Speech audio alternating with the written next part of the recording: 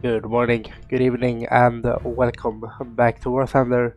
Today we're going to be playing the deadliest tractor known to mankind, the Soviet ZiS-30.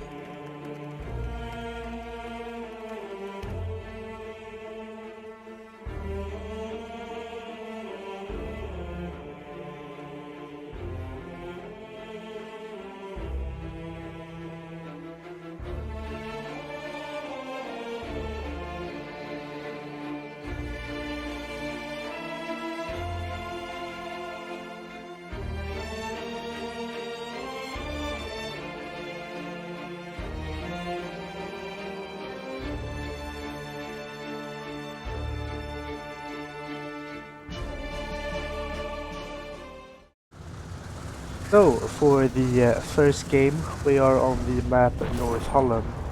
Now, what is the ZiS-30 and how should you play this tank to get the most success out of it? Well, I wouldn't recommend playing it like how I am. The ZiS-30 has a fantastic gun for 2.3. You're basically gonna go through everything and anything. You will never have to worry about not being able to kill stuff. The big downside, however, is that your protection is basically non-existent. I think max is like 10 millimeters, which ain't gonna save you. So if we take the fact that you have a fantastic gun, fantastic firepower, pretty decent mobility, well, it's actually very good mobility going forward, and horrible armor, this tells you one thing.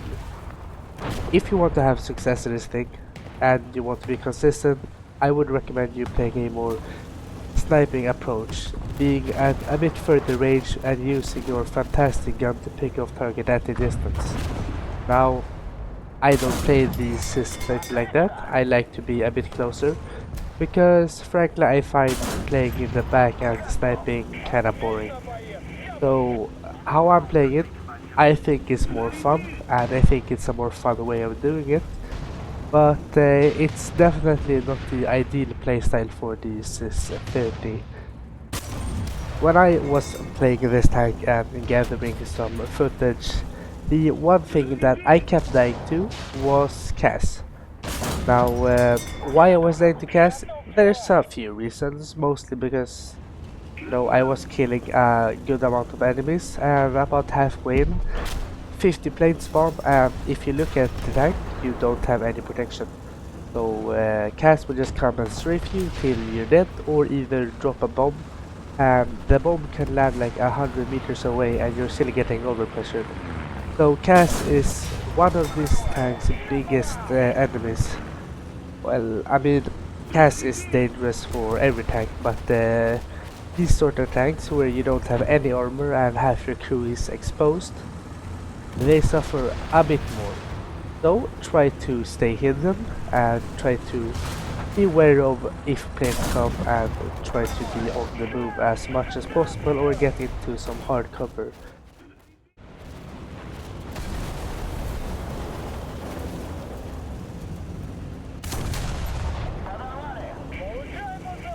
After capturing a B site, we're going to continue to move through the mall and try to set up in a pretty good and advantageous position to start picking off the enemy's second wave, which will be incoming. But sadly, we will die to this Swedish infantry fighting vehicle.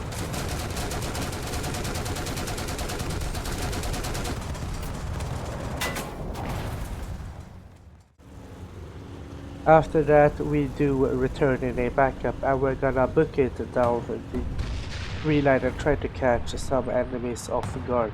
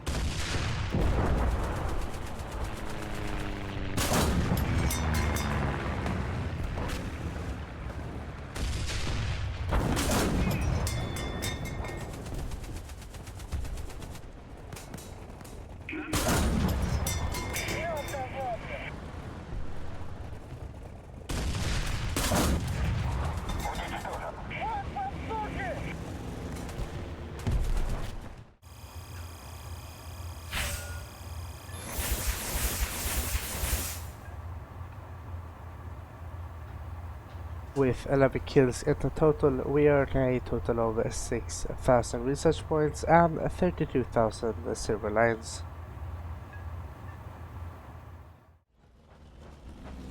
For the second game, we are on Sinai, and we are going to try to take control over B and the middle of the map.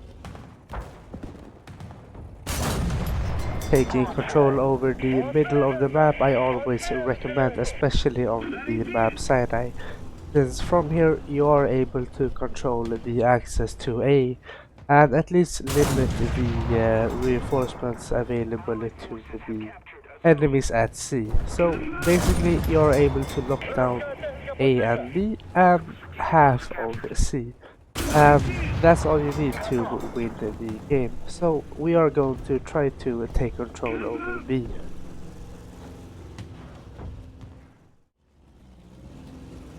Having taken control over B with my friendlies, we're going to support allied movements on C by trying to eliminate as many targets as we can from the B5 and B6 squares.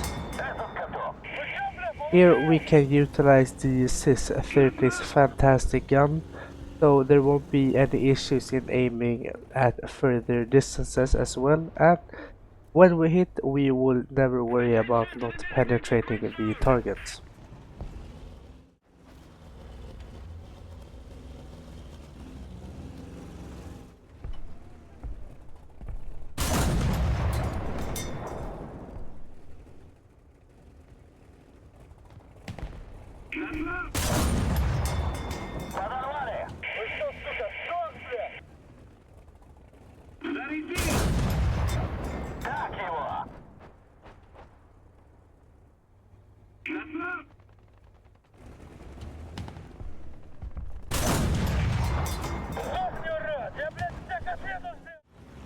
After helping the allies secure C, we are just going to clean up around Bravo, and then we are going to continue moving forward.